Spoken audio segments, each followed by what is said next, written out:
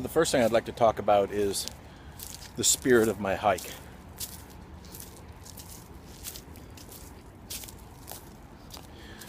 As you know from my earlier videos,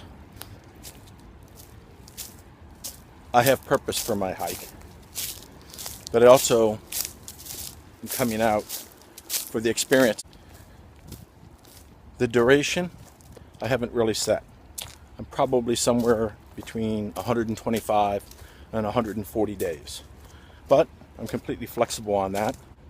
With the motorcycle trips that my wife and I take, we know that we have 30 or 40 days, but we make no reservations during the trip. We want to ride 100 miles, we ride 100. If we want to ride 500, we do that.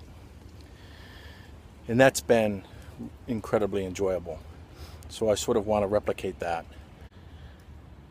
The other piece is that there's no doubt I'm an extrovert. As my wife says, I don't really do very well alone. So there is a degree of camaraderie I'll be looking for. One reason I'm starting early is the fact that the trail won't be so crowded. You know, I already had my childhood. I've been to enough Jimmy Buffett concerts to know that I really don't want to live or relive the childhood of a 20-year-old. So I'm not looking for shelter life. I see the shelters as just that, for particularly bad weather. Also as a central point for water, central point where of course we have to be there or have to stay there. Well guys, I'm back, and it's been a pretty interesting 48 hours. When I left you, I was on one of my routine preparatory hikes over here at the park in my neighborhood, and basically focusing and concentrating on my hiking technique, using the poles, getting my poles and feet in stride, ascending, descending, and just doing the things that you would expect as we do our preparation. Well, I went back home, all was good, went out to dinner. The next day, I was woken up at about 4 a.m. to this incredible pain that had migrated across my chest, down almost to my abdomen, and a little bit up in my shoulders. It was so severe that I wasn't entirely certain it wasn't a heart-related issue. So I had to wake up my wife. She took me to the emergency room, and the doctor found that it was muscle spasms in my upper chest and shoulders as a consequence of the hiking technique I was using. I believe it was from that. As I was ascending the hills, I was sort of collapsing the poles back towards my chest and distributing the weight on my upper and lower body by pushing down on the poles. It's a good statement on the poles that they're able to take the weight, but it was a movement that my upper body was not used to. Now, I work out 5 to 6 times a week. I do a lot of cardiovascular. I do a lot of upper body exercises. So I'm in pretty good shape. But that movement, that technique, was obviously new to my muscles. After a couple hours of rest, it had severe consequences. I mean, I was out all day yesterday. I couldn't do anything but concentrate on my breathing and the pain that it was causing in my upper chest every time I take a breath. It's a lesson learned for me, and maybe for others, that you don't want to get out on the trail with no preparation. So that's why I'll take you through the next 4 to 5 months, and we'll learn together as we go and be ready for the hike when we get out there in mid-February. Hey guys, back once again. I realize that this has been a sort of convoluted video, but you know, you're watching this to sort of share an experience, I presume. That's certainly the reason that I watch the other channels. So the latest development this week is that I just received my sporting kilt. literally from Sport Kilts out of California. I'll show it to you here real quick.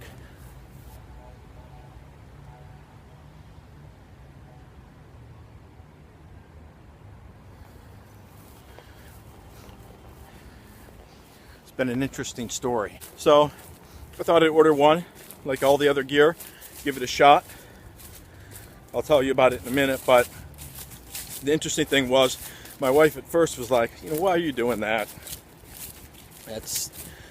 She had sort of the same response that I think a lot of people will have. But she said, whatever.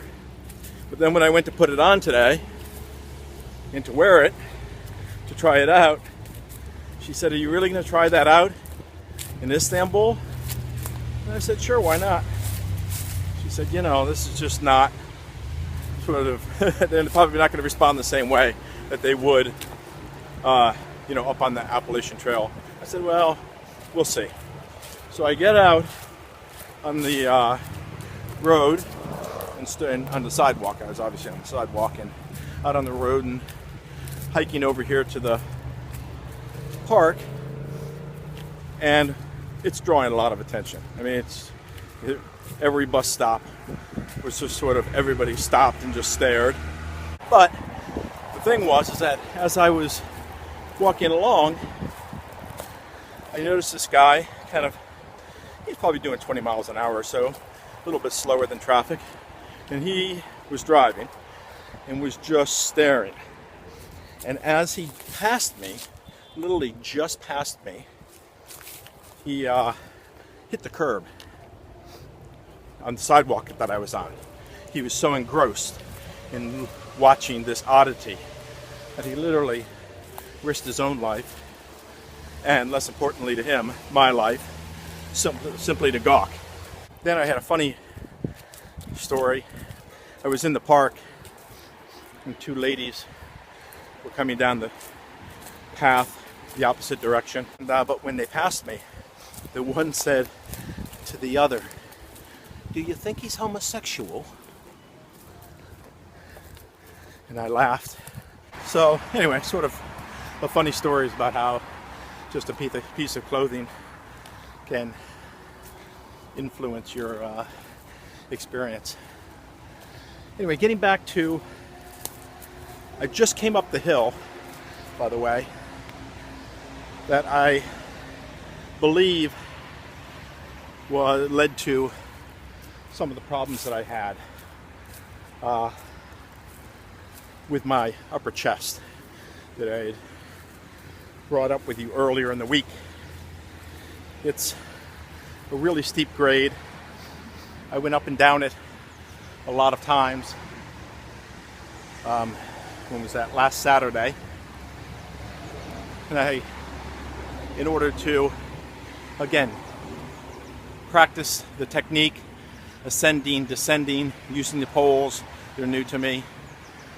So I just came up that hill, sort of reminds me.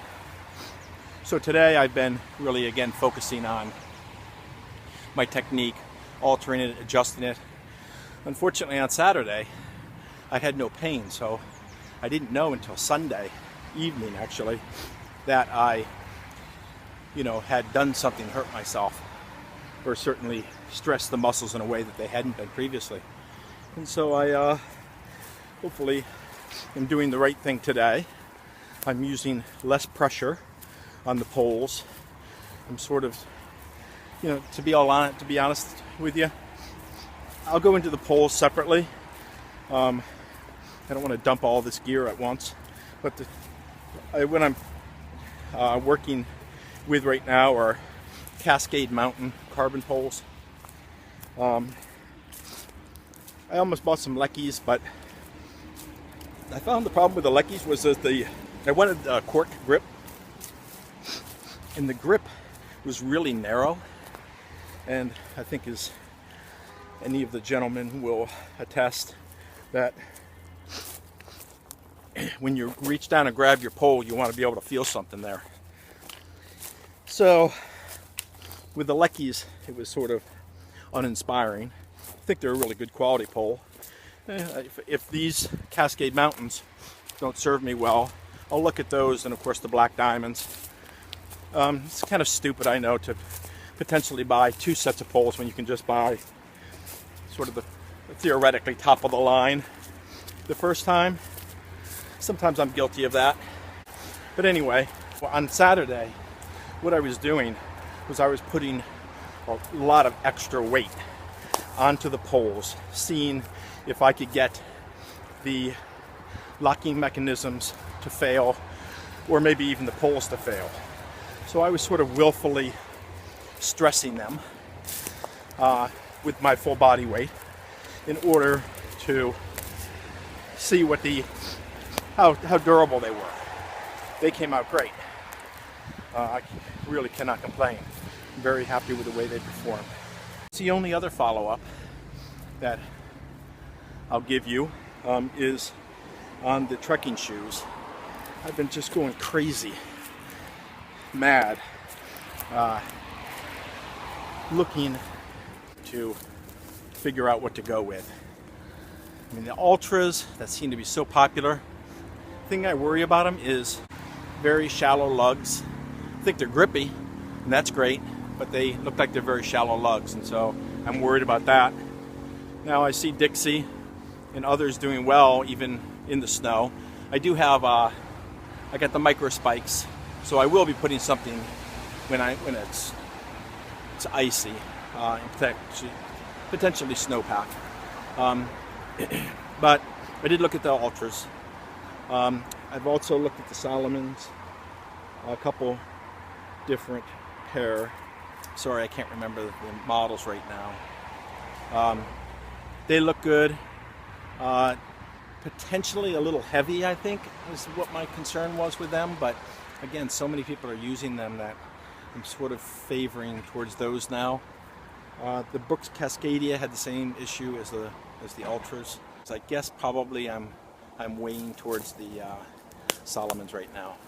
But anyway, as I'm working with these Mantra 2s, which I continue to sport, I still really like them. I mean, they're super comfortable. I do love the lug pattern on them. Don't mind the weight. They're a little heavy too.